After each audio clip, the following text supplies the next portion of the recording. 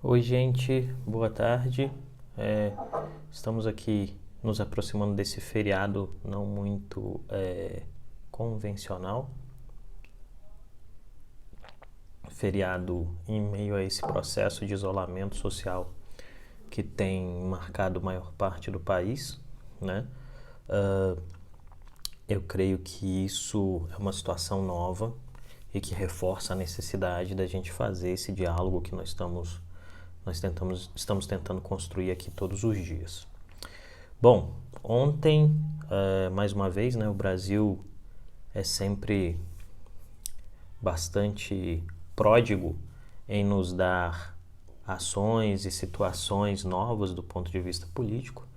E ontem nós recebemos novas ações, novas surpresas, né, também. Então, a gente vai tentar falar sobre isso hoje aqui, da melhor forma possível, e vamos tentar também construir uma reflexão sobre alguns componentes que tentam explicar, é o nosso objetivo hoje, um pouquinho do porquê essa polarização afeta tanto e porque a polarização não é um fenômeno exclusivo do Brasil, né?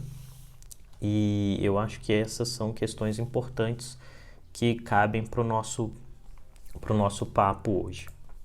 Antes disso, pessoal, eu queria, por favor, pedir a vocês que fizessem um favor para a gente. E esse favor envolve basicamente apertar a setinha que tem aí embaixo e encaminhar essa live para os seus amigos, né? Para as pessoas que você conhece, para que a gente possa fazer com que esse diálogo aqui seja cada vez mais produtivo, cada vez tenha mais impacto, cada vez mais alcance um número maior de pessoas, obviamente, desde que você acredite que esse diálogo é um diálogo que deve ser alcançado, que deve alcançar um maior número de pessoas. Por quê?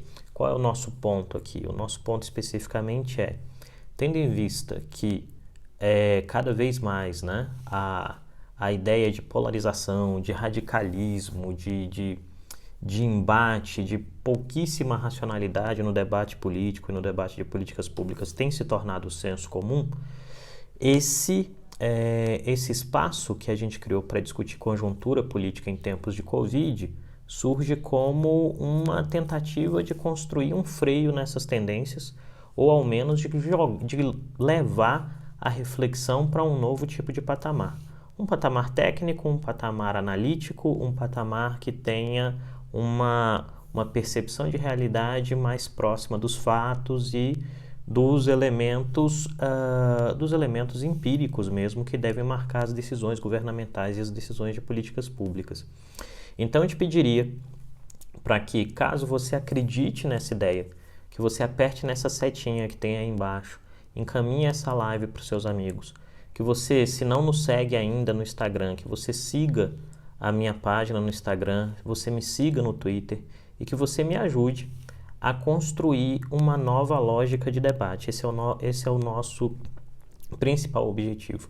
Em um momento tão dramático como esse, a gente precisa de uma nova lógica de debate, né? De uma nova lógica de percepção dos problemas. Tem muita demagogia, tem muita desinformação, né? Ao mesmo tempo que a gente tem informação demais, a gente tem demagogia demais e muito senso comum, e isso tudo gera uma enorme dificuldade para a gente poder seguir as nossas vidas, né? Então eu te peço para que você me siga aqui no Instagram, você me siga no Twitter, você siga a Dharma, que é a nossa consultoria no Instagram, siga ela também no Twitter, nas outras redes sociais, e que a gente possa construir juntos um novo panorama de reflexão, de análise, de entendimento dos processos de políticas públicas de um lado e dos processos políticos de conjuntura que marcam o Brasil de outro, tá? Então, esse é sempre o nosso esforço. Lembrando, mais uma vez, se é a primeira vez que você vem aqui, esse não é um canal de militância política, né? Esse é um diálogo de análise política. Então, assim, a gente respeita os militantes, entendem que eles têm a sua função, que eles têm os seus interesses, as suas percepções de realidade, mas aqui a ideia não é ser militante. Aqui a nossa única militância é em favor de uma construção de políticas públicas baseada em evidência e que todos nós, ou a maioria de nós, passe por esse processo que a gente está vivendo agora com a pandemia da melhor forma possível. Exatamente por isso a gente batizou esse projeto de Conjuntura Política em Tempos de Covid-19. A nossa ideia aqui é debater a conjuntura política, tentando entender quais são os acertos, quais são os equívocos das estruturas e dos representantes políticos em um momento tão complexo quanto esse. Então esse é o nosso objetivo, né? Diante disso, eu te pediria então mais uma vez, siga o CREUMAR no Instagram, siga o CREUMAR no Twitter, siga a fanpage do CREUMAR no Facebook, siga a Dharma no Instagram, siga a Dharma no Twitter, siga a Dharma no Facebook, a Dharma também está no LinkedIn, eu também. Então assim, porque a gente precisa fazer esse diálogo crescer da melhor forma possível, né? E aí, agora que a gente já fez o nosso merchan inicial e que eu tenho certeza que vocês meteram um monte de coraçãozinhos aí e encaminharam para a maioria dos amigos de vocês essa live, tem uma última informação. As lives feitas aqui depois vão para o meu canal no YouTube, tá? Eu tenho um canal no YouTube chamado CREUMAR de Souza. A gente cresceu demais nos últimos dias. Para vocês terem uma ideia, quando eu comecei isso aqui, tinham 2 pessoas inscritas no meu canal. Da última vez que eu olhei, tinham 76 pessoas, o que para mim é enorme, assim, é um crescimento proporcionalmente muito, muito grande. Então, eu quero agradecer a vocês que têm compartilhado, gostado dessa ideia, e o canal do YouTube serve para aqueles que não têm Instagram e que não consigam ou não possam participar desse nosso diálogo diário. Então, a primeira questão aí gente, por quê, né? Por quê? Porque o ambiente político no Brasil é tão polarizado. E uma reflexão importante é porque essa polarização acontece apenas no Brasil. Isso quer dizer, só o Brasil transformou o debate político em um fla-flu, né? Se você for de São Paulo, pode ser em um Corinthians em Palmeiras. Se você for do Rio Grande do Sul, em um Grenal. Se você for de Minas, um Atlético contra Cruzeiro. Se você for de Alagoas, um CSA contra CRB. Se você for do Rio Grande do Norte, um América de Natal contra ABC, né? O que está acontecendo, né? E aí a resposta a essa primeira pergunta é: a polarização é uma mega tendência de futuro. O que eu estou dizendo aqui? O Instituto de Estudos de Copenhague, o Instituto de Estudos de Futuro de Copenhague, o qual minha amiga Jaqueline Gil é membra, né? Estabeleceu aquilo que eles chamam de 14 macro tendências de futuro, né? O que são macro tendências? Ou mega tendências, melhor dizendo. Mega tendências são percepções que se tem no presente que influenciam diretamente os desdobramentos do presente e os efeitos disso naquilo que a gente poderia chamar de futuros possíveis, né? Pois bem, dentre essas mega tendências está a internet, está, por exemplo, a reflexão acerca de sustentabilidade, está, por exemplo, a questão da automação, né? E naquilo que concerne ao nosso debate, ao nosso diálogo, uma das mega tendências detectadas pelo Instituto de Copenhague é a ideia de que a polarização é uma mega tendência. Significa dizer o quê? As pessoas têm passado a tratar temas políticos dentro de uma percepção que é quase sectária. Significa dizer o quê? Se você não concorda comigo, eu não tenho por que conversar com você, né? E isto é um elemento que está marcado nos Estados Unidos, sob a administração do Donald Trump. Isso está marcado no Reino Unido, com o Brexit. E isso foi marcado no Brasil de 2013 para cá, com a dicotomia entre ser bolsonarista ou ser petista e ser antipetista. Essas tendências, gente, de polarização se tornaram um elemento muito forte no mundo político. E por quê? A polarização se tornou uma tendência muito forte no mundo político. Porque, em algum sentido, os políticos perceberam que com o advento das redes sociais baseadas em internet, a caixa de ressonância, isso quer dizer, a construção de uma bolha de comunicação, atendia a interesses estratégicos deles. Isso significa dizer o quê? O político começou a entender, a partir do seu assessoramento de campanha, que bater bumbo em determinada direção dava como resultado efetivo uma manutenção e uma cristalização da sua militância, né? Essa tendência foi crescendo no curso do tempo, né? e em algum momento ela se tornou uma ideia de nós contra eles. Então, as militâncias políticas, tanto à direita quanto à esquerda, né, ou se você quer usar outra terminologia, tanto conservadoras quanto progressistas, passaram a entender a sua lógica de sobrevivência eleitoral a partir do seguinte prisma: quanto mais bumbo eu bato dentro da minha bolha de militância, mais força essa bolha de militância tem para resistir contra o de fora. E aí vamos lembrar o seguinte, tem uma frase que diz que em uma guerra a primeira vítima é a verdade, né? E se a gente traz essa lógica da polarização para o ambiente político, entendendo as campanhas eleitorais como processos de guerra, o que nós temos? Que a primeira vítima daí derivada é a verdade. A verdade especificamente naquilo que a gente tem tratado aqui nos nossos diálogos semanais, que é a ideia de que política pública tem que ser baseada em evidência, posicionamento político tem que ser baseado em evidência. À medida que isso foi sendo construído, a gente teve uma lógica, e essa lógica se perpetua em que sentido? Essa lógica se perpetua no sentido de que eu posso ter opiniões sem que essas opiniões estejam validadas em fatos.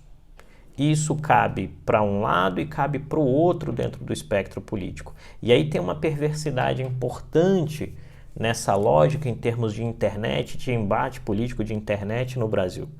Aqueles que em algum sentido se sentiam deslocados do elemento de Fla-Flu foram jocosamente chamados de isentões, né? Ah, é o isentão, porque não tem posição, né? E aí você jogou o moderado, que durante todo o século XX democracias foram construindo debates em termos de montagem de plataformas e pautas políticas dentro de uma lógica de que a moderação gerava um ajuste. O moderado foi colocado em uma posição de periferia, em uma posição quase criminalizada, e aí você tem um espaço para a construção de discursos que são cada vez mais extremados, cada vez mais radicais, cada vez mais baseados em muita emoção e pouca racionalidade. E aqui vem um ponto importante para a gente continuar esse diálogo. Eu parto do princípio, eu gosto muito daquilo que se chama de análise cognitiva da política, né? Ou análise cognitiva em ciência política e políticas públicas. Isso tem e essa percepção da realidade tem uma premissa. A premissa dessa percepção é que a premissa é o ponto de partida, tá? O ponto de partida dessa reflexão é a ideia de que todo posicionamento político e social é racional, mas a racionalidade é circunscrita pelas emoções. Isso quer dizer, é um processo de cognição. Você vai aprendendo e o seu aprendizado vai te dando feedbacks e percepções da realidade. É, por exemplo, dizer, quando você era criança, se você meteu o dedo na tomada, você tomou um choque se a energia estava funcionando na casa. Esse choque te deu um trauma que te faz não meter o dedo na tomada de novo, entende? Só que em termos de processo político, essa lógica foi se colocando em que sentido? É como se cada um tivesse metido o dedo em um tipo de interruptor e eles vão se afastando, né? E aí alguém deve estar perguntando nesse exato momento que o Creomar está viajando, né? E essa viagem que ele está fazendo, essa lógica, essa fala doida sobre racionalidade, emoções, polarização, isso não tem efeito prático nenhum sobre o que a gente está enfrentando hoje na pandemia. E aí eu vou fazer essa ligação agora para você entender. O que a pandemia tem ensinado para a gente, sobretudo no que diz respeito às ações de políticas públicas em democracias enfrentando a pandemia? Duas coisas. Eu ia fazer uma coisa, mas são duas coisas, né? A pandemia tem ensinado duas coisas sobre democracia. A primeira é: quanto maior o nível de consenso político em um país, mais rápida e mais eficiente foi a resposta desse país, tá? E aí você tem, vamos pegar aqui só democracias, tá? Não vou falar de regimes não democráticos, porque essa é uma discussão sobre polarização e só dá para identificar polarização onde tem democracia. Vamos colocar aqui em um cesto. De um lado eu vou colocar a Coreia do Sul e a Alemanha, e do outro eu vou colocar a Itália e a Espanha, tá? Porque são mais ou menos proporcionais em termos de tamanho, de população, território e tal. O que aconteceu? Se você lê jornal, você sabe que a Alemanha há muito tempo tem consenso político sob a liderança da Angela Merkel, né? Que é a chanceler alemã, e a Coreia do Sul também passou por um processo difícil que eles tiveram que afastar uma presidente, mas também construíram um consenso político. A Alemanha e a Coreia do Sul, ao construírem consenso político muito rápido e terem estabilidade decisória, conseguiram tomar decisões muito rapidamente que permitiu a implementação de políticas públicas que controlou a pandemia, né? Se você pegar o processo alemão, por exemplo, você tem um número de casos que é alto e o número de mortes que é muito baixo. E se você pegar o caso sul-coreano, você tem, é ainda mais interessante, porque eles chegam no limiar de perder controle da coisa. Quando eles chegam no limiar de perder controle da coisa, eles constroem consenso político e aí eles estabilizam a situação e a Coreia do Sul para de sofrer com a pandemia. Agora, se você pega de outro lado, Itália e Espanha, o que nós temos em comum nesses dois países? O fato de que em ambos os países o debate político está muito polarizado, né? Na Itália, entre direita e esquerda, ou entre conservadores e progressistas, e isso vem de muito tempo, né? Desde o Berlusconi e tal, e depois teve o governo do Salvini, que depois saiu. Então, assim, a Itália vem de uma pancada política após a outra, com enorme dificuldade de construir consenso. E na Espanha, a mesma coisa. Qual é a situação na Espanha, gente?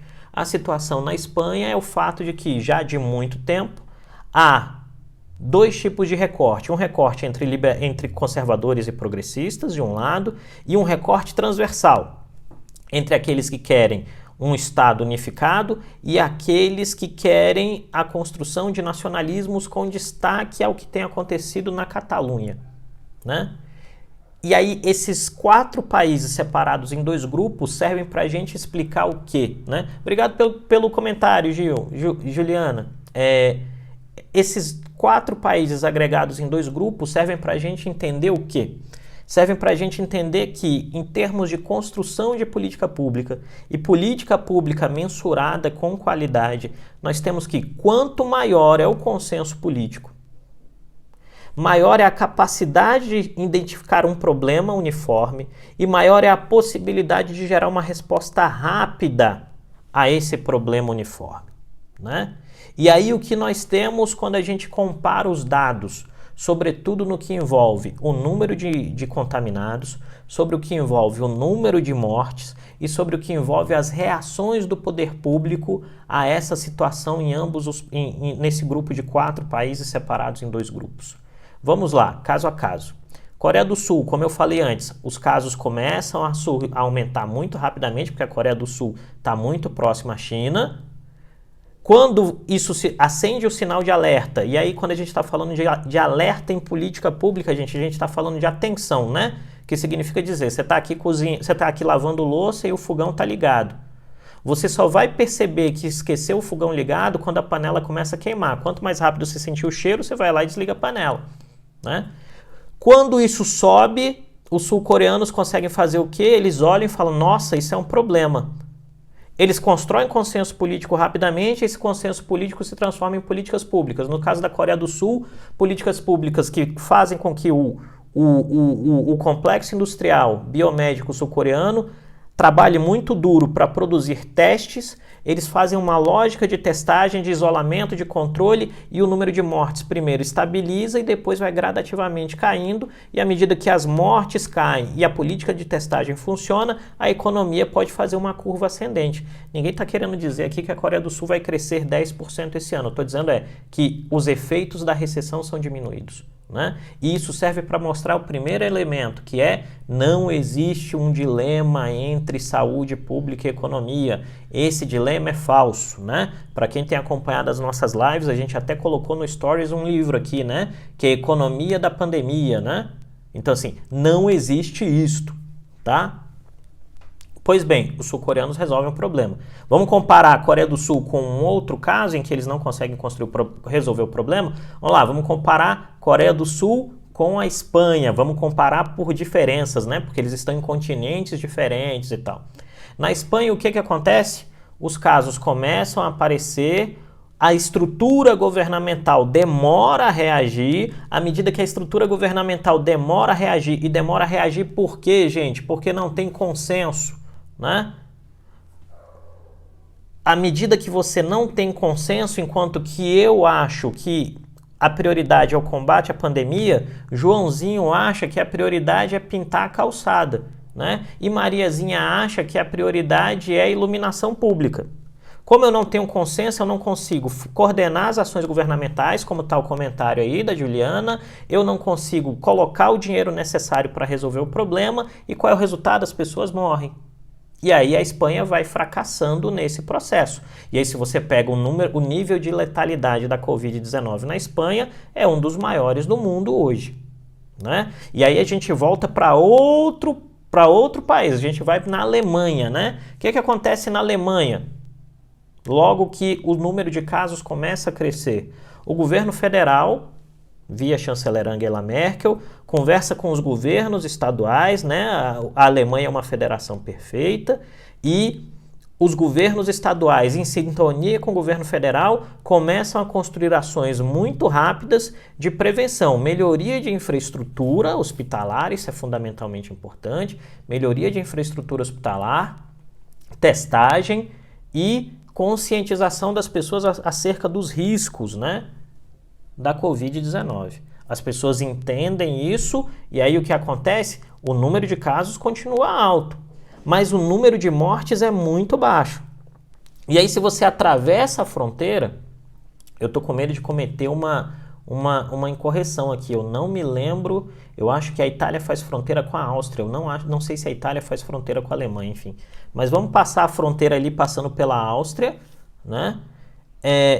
Você vai à Itália, o que acontece na Itália? A Itália está em um processo de balbúrdia política há muito tempo, né? Falta de consenso, polarização, e à medida que você polariza, você não tem coordenação governamental. Se você não tem coordenação governamental, gente, em âmbito prático, qual é o resultado disso? As pessoas morrem. Porque se não há coordenação governamental, as ações e as estruturas governativas não sabem como agir. À medida que elas não sabem como agir, o resultado fundamental é mortes. E aí o que é que nós temos na Itália? A falta de consenso é tão grande que chega-se um momento em que o número de casos é baixo e duas coisas são feitas no norte da Itália, que é a região mais atingida pela Covid-19 no início da crise, né? É permitida a realização de uma partida da Champions League entre a Atalanta e não sei que outro time, né? E aí enchem um estádio de futebol e isso dissemina para o resto da Europa. Eu acho que é Atalanta e Valência, eu não lembro não, mas é um jogo da Atalanta, e aí se alguém aí sacar de futebol vai encontrar e diz, né? Isso é espalhado, e todas as pessoas que vão ao estádio, você transforma o estádio numa grande bolha de contágio, né? Esse é o primeiro elemento. E aí um segundo elemento que é interessantíssimo que vai acontecer na cidade de Milão, que é o quê? A prefeitura faz uma campanha pedindo para as pessoas irem para a rua, dizendo que Milão não pode parar por causa de uma gripe. E as pessoas vão para a rua. O que acontece depois? Tragédia. Tragédia. A partir desses 4 casos separados em 2 grupos, qual é o panorama de Brasil, gente? Lembrando, essa aqui, né, é conjuntura em tempos de Covid-19, a gente está falando de Brasil. Qual é o panorama em termos de Brasil? Atalanta e Valência, valeu Henrique, é isso mesmo. E aí você pode até estabelecer algum tipo de correlação entre o crescimento de casos na Espanha e o número de casos na Itália, né? Porque você vai ter lá 50 mil pessoas no estádio. O que você vai ter? Qual é o grande dilema do Brasil hoje, né? O grande dilema em termos de Brasil hoje é o fato de que as estruturas políticas e governamentais, o Henrique dando mais uma informação, gente, Henrique é um amigo de infância, é um baita profissional de educação física, e está atendendo a rapaziada que quer manter-se em forma via Instagram e WhatsApp, né, Henrique? Depois você passa aí os dados ou cria uma arte aí que eu compartilho no perfil aqui. O que a gente tem em termos de Brasil? Né? Em termos de Brasil, nós temos que a ausência de consenso entre o governo federal, dentro do governo federal, os governos estaduais e as prefeituras tem criado uma lógica em que nós podemos ter o pior dos mundos. E qual é o pior dos mundos em termos de Covid-19 diante do panorama que a gente tem vivido? Os governadores no Brasil, começou aqui pelo Ibanez e depois isso foi feito em outros estados, os governadores decretaram as medidas de isolamento uma semana depois do que aconteceu na Itália, né? Dessas medidas terem sido decretadas na Itália. Qual o efeito prático disso? O efeito prático é que, em termos ideais, o achatamento da curva seria mais fácil de ser feito aqui, porque você criou medidas restritivas, as pessoas ficam em casa e tal. Qual é o problema? De outro lado, você tem que a presidência da República, especificamente, é contrária à lógica de isolamento. Né? Eu não vou entrar aqui no fato se o presidente presidente A, B, C ou D faria diferente. O fato é, esta presidência da República tem enorme resistência às lógicas de isolamento, porque a presidência fez o cálculo político de que para ela é mais importante pensar em termos de reeleição e o custo econômico do isolamento seria um preço muito caro a ser pago. Né?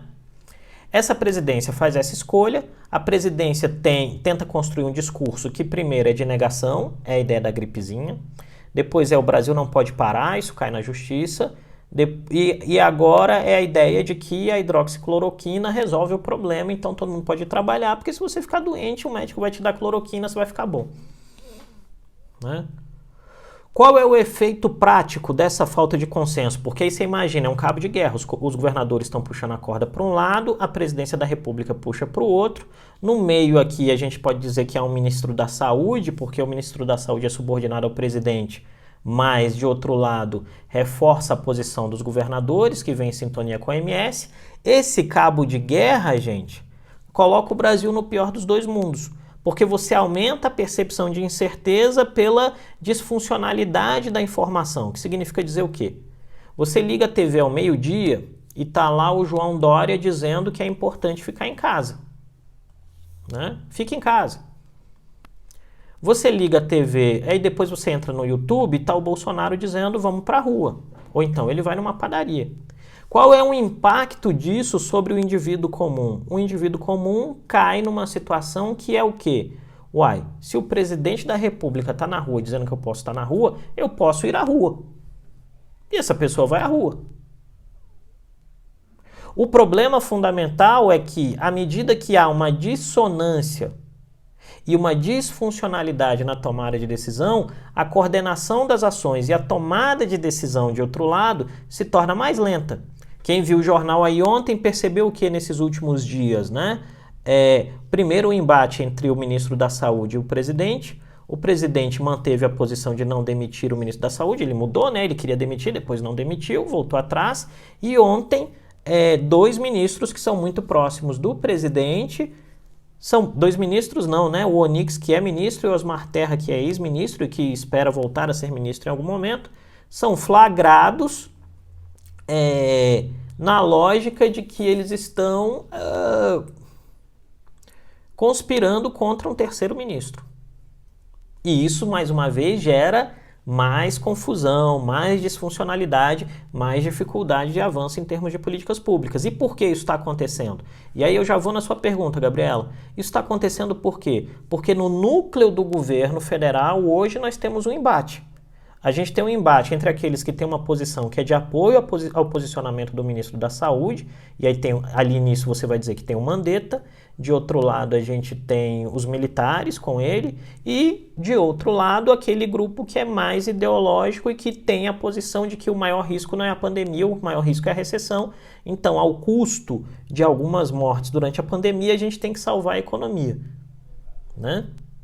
Esse processo tem um efeito drástico e faz o que como resultado fundamental em âmbito de políticas públicas? Tira a eficácia das políticas públicas, gente. As políticas públicas se tornam menos eficazes. Isso significa dizer o quê? Elas não funcionam como deveriam. Vamos falar especificamente de isolamento social.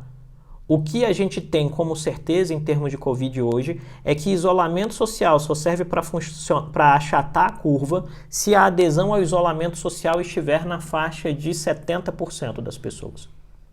E a região que teve o maior pico essa semana de aderência ao isolamento social foi o Distrito Federal e bateu em 61%. Então nós estamos 9 pontos abaixo da lógica de isolamento ideal para achatar a curva. Isso vai forçar o que então? Se o número de casos, aí é uma questão importante, se o número de casos explodir, e vamos lembrar da subnotificação, eu sempre gosto de citar aqui o estudo feito pelo pessoal do Albert Einstein em São Paulo, em que eles dizem que o número real de mortes e casos de Covid deve ser multiplicado por 15, né? Porque então pega essa estatística oficial e multiplica por 15. Tem muita gente morrendo e sendo enterrada por aí com sintomas de Covid-19 que não receberão em seus atestados de óbito a descrição de morte por Covid-19, porque ela não será testada. E por que ela não será testada? É porque o governo não quer? Não, é porque não tem insumo para testar. Então, esse é um ponto. À medida que o número de casos e de mortes cresça, a gente pode começar a ter um impacto bastante importante, que é a excelente pergunta da Gabriela, né? Que é dizer o quê? O governo vai ter que tomar medidas para impedir que as pessoas se aglomerem. E aí em São Paulo, por exemplo, estão fazendo isso em todo o país, está rolando em Brasília também, né? É a ideia de você começar a rastrear as pessoas pelos celulares. Por que você rastreia as pessoas pelos celulares? Para saber onde tem aglomeração. Isso é um risco para as pessoas? Claro, porque invade a sua privacidade. Mas aí a gente tem um dilema, né? Que é, você vai ter sua privacidade invadida ou você vai respeitar a regra de isolamento. O ponto fundamental é, em todas as cidades onde as pessoas estão hoje, há de fato a necessidade de todas as pessoas que estão na rua estarem nas ruas? Eu tiro aqui por Brasília. Não sei se há necessidade de todas as pessoas que estão nas ruas em Brasília estarem nas ruas, né? À medida que elas estão... E aí entendam o seguinte, gente. Nós não estamos vivendo em lockdown. Quem está vivendo em lockdown na América do Sul é a Argentina. Na Argentina, para você sair de casa... Você vai passar por uma blitz, dependendo do bairro que você mora, e a polícia vai perguntar aonde você está indo. Eu tenho amigos argentinos hoje que não conseguem visitar os pais sem passar por uma blitz policial. Isso é lockdown. É a polícia impedindo você de transitar na rua. Nós estamos em uma prática de isolamento, né? Uma tentativa de isolamento. E aí, o que está acontecendo hoje é que a pressão... Opa, gente, tem um excelente comentário aqui da Nana, que eu vou ler. E ainda estamos falando de um país com dimensões continentais. Falar em menos Brasília, mais Brasil, sem dar autonomia aos governadores ou até mesmo prefeitos, pode ser considerado uma contradição do Jair Bolsonaro? Nana, eu acredito que sim, né? Esse é um ponto que a gente tem debatido aqui em várias das nossas lives. A fala do presidente faz aquilo que a gente poderia chamar de jogo duplo, né? Que significa dizer o quê? Repare o curso dos acontecimentos nos últimos dias.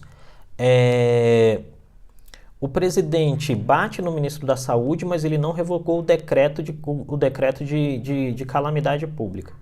O presidente diz que chama o país para um consenso, mas depois ele vai numa padaria, né? Então, assim, há uma lógica de jogo duplo, que funciona para um elemento específico, tá? Ela funciona para o elemento específico de criação de dissuasão. Isso quer dizer, em termos de atenção, as pessoas param de olhar o principal e começam a olhar o acessório, né? E nisso é muito importante entender que até o presente momento, em todos os dias, Bolsonaro tem conseguido manter todas as atenções do debate político sobre ele.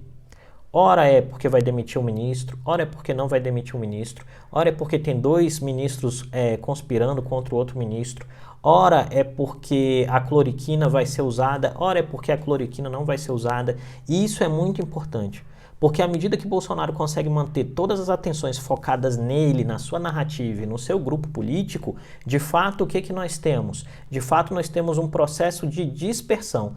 As pessoas estão muito mais preocupadas em acompanhar a presidência do que, de fato, em compreender, né, o principal problema. E por que elas não conseguem compreender o problema? Porque não há consenso. Então, em algum sentido, o governo fez uma opção, e aí vamos trabalhar, voltar aos nossos exemplos lá. Vamos contrastar Brasil com a Alemanha, mesmo o Brasil sendo muito maior que a Alemanha, né? Na Alemanha se optou pelo principal, né? Vamos resolver o problema. E a Angela Merkel bancou a resolução do problema, mesmo que isso tivesse um custo de popularidade ou econômico, e no fim será um custo econômico menor porque eles fizeram o dever de casa muito rápido e muito cedo, né? No caso do Brasil, a opção dada até aqui foi de focar no acessório. E aí na próxima semana, como um fechamento da sua pergunta, da sua resposta, e se eu não tiver respondido direito, você fala aí de novo e eu respondo. Na próxima semana nós teremos elementos bastante interessantes. O principal deles, ao meu ver, é o fato de que nós veremos o desdobramento desse embate dentro do governo, entre a ala ideológica e o Ministério da Saúde. E o segundo, né, nós vamos começar a ver um crescimento do número de casos se as políticas de isolamento nos estados afrouxarem. E eu sei que, pelo que eu tenho acompanhado, eu sei que haverá um afrouxamento no Distrito Federal, e eu sei que haverá um afrouxamento em Santa Catarina, pelo que eu tenho visto até agora, e sei também que vários municípios no estado de São Paulo, graças a essa narrativa de confusão ou de disfuncionalidade, têm assumido, né, um posicionamento que é de proximidade a esse do presidente Jair Bolsonaro e estão contradizendo o governo do estado. Então, provavelmente nós vamos ver daqui a 2 semanas o impacto disso em termos de sobrecarga dos hospitais, dos leitos. Hoje nós já temos 2 capitais que estão em situação de sobrecarga, né? Manaus e Fortaleza. No Ceará, a Covid vai matar muita gente se a gente não conseguir reverter a curva. E no Amazonas, em Manaus especificamente, a situação é muito grave, com o risco de que isso ataque e afete também populações indígenas. Então, esse é um ponto bastante importante, tá? Tem um outro comentário aqui de São Paulo. Meu irmão quase foi preso porque foi numa farmácia no bairro ao lado. Só podem ir nos serviços essenciais do bairro, né? Então, em São Paulo parece que em alguns lugares isso está funcionando melhor, mas a gente já tem notícias catalogadas de que em vários municípios vai afrouxar no decorrer da semana. E aí, o que eu estou dizendo? Porque a gente tem o risco de viver o pior dos mundos. Nós iniciamos as medidas de isolamento nos estados no Brasil uma semana depois que isso ficou muito sério na Itália, né? Só que o nosso pico vai ser entre metade desse mês de abril e o início de maio. E aí o que acontece? Muito provavelmente nessa próxima semana e na semana seguinte, pela falta de consenso, vários estados estão... Ah, foi na Argentina, que bom, obrigado. Vários estados estão, né, afrouxando as suas medidas. E aí a gente corre o risco de que os estados afrouxem as medidas na hora que a gente está na metade da montanha. Né? Vamos lembrar o seguinte, a pandemia é uma montanhazinha, né, em termos gráficos. A gente tem aqui o início, o sopezinho da montanha, vai subindo, chega no pico, e aí quando você chega no pico, você tem a possibilidade de descer ou não. Né? O que vai acontecer? Se a gente afrouxar as medidas agora que a gente está subindo o pico, esse pico vai ser muito maior e vai durar muito mais tempo, porque vão faltar medidas de atuação. E aí, para contextualizar isso numa macro figura, em termos globais, qual é o grande dilema? Primeiro, não há insumos disponíveis. Não é mais, gente, uma questão de ter dinheiro ou não, né? A questão é, tem equipamento para ser comprado? Não tem equipamento para ser comprado para todo mundo que precisa. Então, isso exige uma prática, uma lógica de diminuição das ações. E aí, qual é a dificuldade nesse processo hoje? Como você não tem consenso sobre as questões, isso vai ficando mais encardido, isso vai ficando mais difícil, isso vai ficando mais e mais sofrido. E aí nós temos o grande risco de que haja um processo de colapso dos sistemas de saúde. E aí vamos lembrar, gente, não tem garantia nenhuma, mesmo você pagando o seu plano de saúde, se o sistema colapsar, você não tem garantia nenhuma de que você vai ser atendido, tá?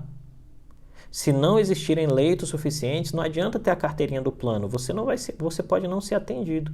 E esse é o panorama mais dramático de toda a situação, né? Porque, de fato, a gente corre esse risco. E tudo isso por quê? Tudo isso dentro de um contexto em que está tudo muito polarizado, em que você tem falta de consenso decisório, e à medida que você não tem consenso decisório, as decisões de políticas públicas são tomadas de forma ruim, né? E isso, de fato, é o nosso principal desafio nos dias de hoje. Pessoal, hoje eu falei pra caramba, são 42 minutos de live já. Se alguém tiver uma pergunta, por favor, manda aí. E lembrando, o comentário aí da Cristiane não era em São Paulo, era em Buenos Aires, era na Argentina, tá? Lá é lockdown mesmo.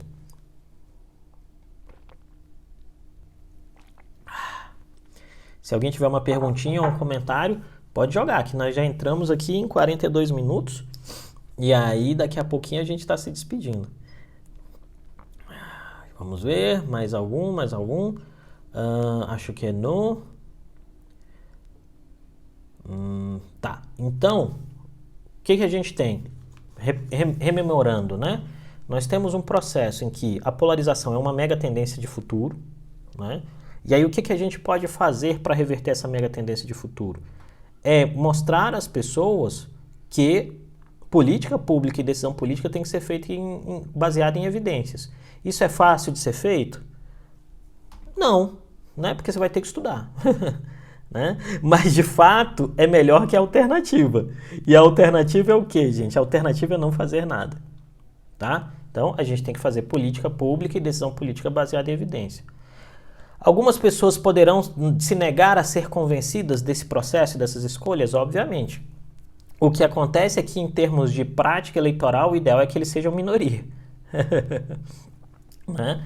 Porque, sendo minoria, eles não ganham eleições, eles não ficam com controle em termos de decisões governamentais. Né? Agora, algo tem que ser feito. E aí tem uma pergunta. Você vê a possibilidade de haver consenso no Brasil? Então, eu sempre acho que há a possibilidade de ter consenso. A questão fundamental, e aí a gente pode pegar isso em termos de história, né? O consenso pode ser feito por antecipação ou o consenso pode ser feito por reação, que significa dizer o quê? Por antecipação é o que a gente está vendo é o que a gente viu na Alemanha, né, em termos de métrica. Os alemães se prepararam cedo, o número de casos subiu, mas o número de mortes manteve-se baixo, porque eles foram criando mecanismos a ponto de que a Alemanha recebeu doentes da Itália para tratá-los na Alemanha. A lógica de reação é o que aconteceu, por exemplo, na Itália, na Espanha e na Bélgica também. A Bélgica vinha sem governo há um tempão e aí, de repente, com a Covid-19, os belgas tiveram que fazer um governo. E aí saiu o consenso a fórceps, mas isso à custa de muita gente doente, à custa de muita gente morta. O que me parece ser o grande desafio em termos de Brasil hoje é o fato de que, em um nível dos governos, a gente teve uma lógica de antecipação. Sobretudo pelo fato de que se percebeu a incapacidade da estrutura médica de lidar com o problema, né? Vamos pegar Manaus, tinha 500 leitos, 500 respiradores, gente. 500 respiradores são nada, são 500 pessoas, né? Com sorte 1000 se você conseguir colocar uma válvula de dividir o respirador para 2 pessoas. Então, assim, isso é grave. Só que qual é o nosso grande problema para a implementação dessa lógica de antecipação? É que a lógica de antecipação está sendo minada pela inexistência de consenso. E aí uma parte do processo decisório, né, que cabe ao presidente da República, joga um jogo duplo. Posso te dar um exemplo aí, Nana, que é a votação do benefício emergencial, né? O benefício emergencial foi todo construído dentro da Câmara dos Deputados, sem participação do Palácio do Planalto. No último momento, o presidente da República bancou lá que subisse de 500 para 600 reais, e agora o Palácio do Planalto faz publicidade dizendo que o benefício foi feito pelo governo federal, né? Então, assim, essa falta de consenso e uma percepção que é um pouco predatória, porque é isso, quando você tem consenso, os atores não são predatórios uns com os outros em termos de tomada de decisão, né? Eles não estão competindo entre si para ganharem os louros da política pública. Agora, quando você tem um processo de falta de consenso, os atores são predatórios, estão competindo entre si e isso tira força do resultado no final, né? E aí esse é o ponto, tá? E aí tem uma pergunta aqui do Leandro, espero ter respondido. Tem aqui um comentário da Thelma, que Deus nos abençoe e também as decisões dos nossos governantes. Amém, Thelma, é que a gente torce para isso. O afrouxamento em Brasília não se deve aos novos leitos criados e ao hospital de apoio no estádio, uma vez que a preocupação seja insumos e leitos para pacientes graves? Então, não me parece ser apenas isso, tá? Porque imagina o seguinte, Leandro, se a curva de contágio e a curva de letalidade se tornarem muito, muito altas, os novos leitos não são em número suficiente, né? E esse é um ponto importante. Brasília é uma das regiões de maior risco de um estrago muito grande em termos de pandemia por algumas características, né? Brasília é hub logístico aéreo, Brasília é hub logístico de transporte rodoviário, Brasília tem um alto grau de concentração populacional, né, em regiões como Itapuã, Cidade Estrutural, Sol Nascente. Nós temos um sistema de saúde que já vem com seu limite superado há muito tempo, né? Isso quer dizer o quê? Os leitos não vão ser... Os leitos hoje de UTI já estão ocupados. Isso tem um custo, né? Me parece que esse afrouxamento das regras em Brasília tem muito mais a ver com pressão de grupos econômicos e políticos que têm o interesse de que se construa uma determinada lógica de normalidade. Esses grupos têm o direito legítimo de fazer pressão? Tem, né? Tem o direito legítimo de fazer pressão. Caberia ao governo local dizer, olha, não dá agora, mas o governo local acredita que dá agora. Eu torço para que eles estejam certos, né? Porque eu particularmente como cidadão, não quero ter o desprazer de ver alguém morto na rua por síndrome respiratória aguda, né? Grave, síndrome respiratória aguda grave, tá bom? Espero ter respondido, meu velho. Aí vem, essa dissonância entre os poderes pode impactar recursos tanto para a economia quanto para a política de prevenção? Sem sombra de dúvida, porque aí você não consegue estabelecer as prioridades. À medida que você não estabelece as prioridades, a eficácia e os recursos para fazer isso se torna mais graves. E aqui tem um comentário da Bibi Bernardes, que o sistema de saúde do DF também atende o entorno, e isso é bastante sério. Tá? Então, o governo federal vai construir um hospital de campanha em Águas Lindas, mas isso vai diminuir, isso não vai cessar a pressão sobre o entorno do Distrito Federal, sobre o sistema de saúde no Distrito Federal. Então, a situação em Brasília é bastante grave e dramática, né? E aí tem um outro ponto que é o elemento climático em termos de Brasília. Nós estamos entrando no período de seca. A seca em Brasília agrava problemas respiratórios de uma parte da população e seca as mucosas, o que facilita a entrada do vírus, tá? Quem está dizendo isso não sou eu não, quem disse isso foi o ministro da Saúde, só para deixar muito claro, Luiz Henrique Mandetta. E aí vem aqui, que é o comentário da Gil, né, sobre as questões respiratórias. E aí vem um outro comentário da Ana Viana, que a quantidade de leitos já não eram suficientes antes da pandemia. Isso, a quantidade de leitos já não era suficiente antes da pandemia no Distrito Federal, isso é um ponto. Então hoje o que a gente espera é que os políticos consigam construir consenso. Eu espero que esse consenso seja em termos de antecipação e não de reação, mas eu acho que o tempo de antecipação já está passando, provavelmente nós só teremos consenso em termos de reação, para que a gente passe por isso da melhor forma possível, né? E talvez esse seja o nosso dilema, porque tendo em vista essa ideia de que política é cabo de guerra, a polarização tem criado elementos que impedem esse diálogo e esse avanço em termos de consenso. Pessoal, chegamos a 50 minutos de live, então eu não vou me prolongar mais, porque senão ninguém assiste depois no YouTube, né? O pessoal gosta de assistir coisa mais curtinha e a gente tem feito aqui diálogos de normalmente 40 minutos, mas de toda forma, eu agradeço a todos vocês que estão aqui assistindo comigo, participando comigo desse processo todos os dias. Eu creio que a gente tem tentado fazer e tem feito com alguma qualidade esses debates de forma a construir uma percepção da conjuntura política que nos cerca, né? Lembrando e peço a vocês aqui que indiquem essa live para os seus amigos, que compartilhem essa live nos stories de vocês, por favor. Eu agradeço muito as pessoas que têm feito isso, mas isso ajuda demais a tornar esse debate cada vez mais forte. Peço também para que vocês sigam, se você ainda não me segue no Instagram, segue Creomar de Souza no Instagram, segue Creomar de Souza no Twitter, segue a Dharma Politics no Instagram, segue a Dharma Politics no Twitter. Por favor, esteja com a gente nesse processo.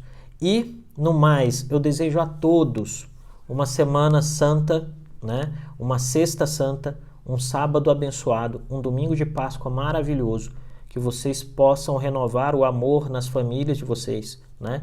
E no mais, gente, que vocês, por favor,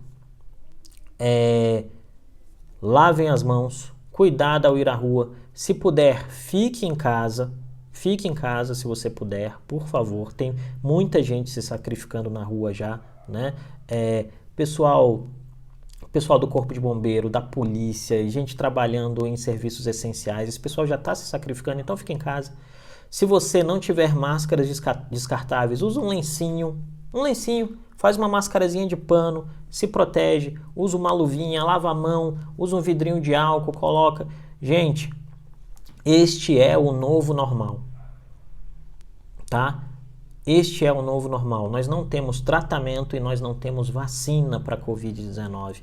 Vocês devem tomar todas as precauções possíveis para não ficarem doentes, tá bom? No mais, um ótimo fim de semana e na segunda-feira a gente segue com o nosso projeto, conversando com vocês ao meio-dia sobre conjuntura política em tempos de Covid-19. Gente, um abraço, fiquem bem, lembrem-se, análise não é conversa de bar, tá bom? Vamos trabalhar juntos para passar por isso cada vez mais unidos, cada vez mais fortes, cada vez mais conscientes do nosso papel e daquilo que a gente deve fazer. Muito obrigado às pessoas que estão agradecendo aqui, me mandando beijo. Beijo, Nana, beijo, Bruna, abraço, Ebert, beijo, Jana, beijo todas as pessoas que mandaram um alô, tá bom? Beijão, fique com Deus, lavem as mãos. Eu só tô beijando minha mão porque ela tá limpinha, eu passei álcool antes. Tchau, tchau.